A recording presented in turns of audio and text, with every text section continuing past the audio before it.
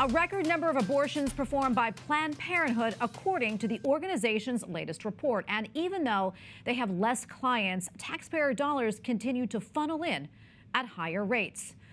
392,715 children died from abortions in the U.S. between October of 2021 and September of 2022. According to the law firm Liberty Counsel, that averages to 1,075 preborn babies killed every day, or 44 children every hour. Taxpayer dollars keep rolling in for the 501c3 company, with nearly $700 million from the government, reported for the year ending June 20th, 2023. The company also boasted about helping more than 33,000 people get transportation and travel support, financial assistance, and referrals they needed to get an abortion. And out of the 600 Planned Parenthoods across the nation, 45 affiliates offered so-called gender-affirming hormone therapy in 2022. So what do these numbers really mean? Dr. Michael New, assistant professor of practice at the Bush School of Business at the Catholic University of America and a senior associate scholar at the Charlotte Lozier Institute, joins us now for analysis on these numbers. Good to be with you, Michael. We appreciate it. So what are the most shocking numbers out of this report to you? What shocked me is that Planned Parenthood did over 390,000 abortions last year. That's a 5% increase. Abortion constitutes over 97% of their pregnancy resolution services. And for every adoption referral, they did 228 abortions. All this time, they're doing fewer pap tests, fewer cancer screenings, and less preventive care. So it's all really shocking.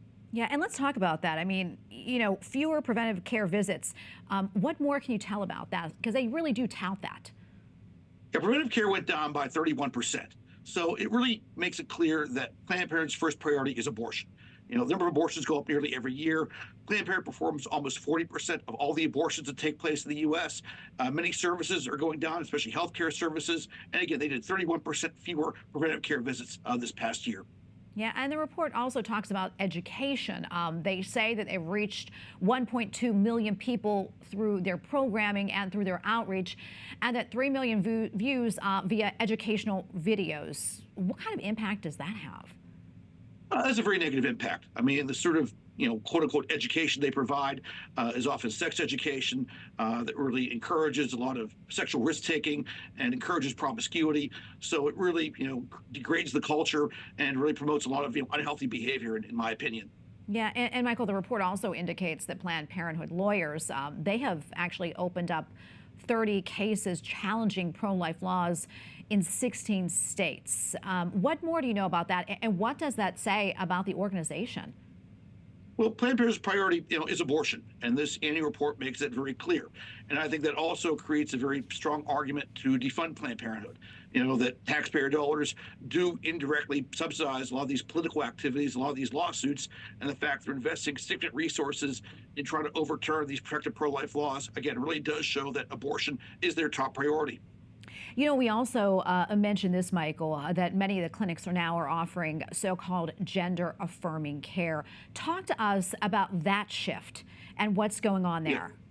What's interesting, they do acknowledge in their report that they do these, you know, hormone blockers and other forms of gender-affirming care. But they don't really give us hard numbers. You know, they're willing to kind of advertise the number of abortions they do. They don't really provide much in the way of data when it comes to this quote-unquote gender-affirming care. So they seem to realize that this is pretty sensitive politically. They don't provide any hard data on the number of kind of the amount of gender quote-unquote affirming care that they do. Overall, what do these numbers say to you? Basically, every time Planned Parenthood issues an annual report, it's kind of the same story. More abortions, more taxpayer dollars, less health care. This trend has been going on for, you know, years and years, and I think it just shows once and for all that Planned Parenthood's main priority is abortion, and that whatever health care they do is just for kind of PR purposes. Their main purpose is to provide abortions and make abortion policy much more permissive. Well, Dr. New, always great to be with you. Thank you so much for your analysis. Always appreciate it. God bless. Thanks for having me. Much appreciated.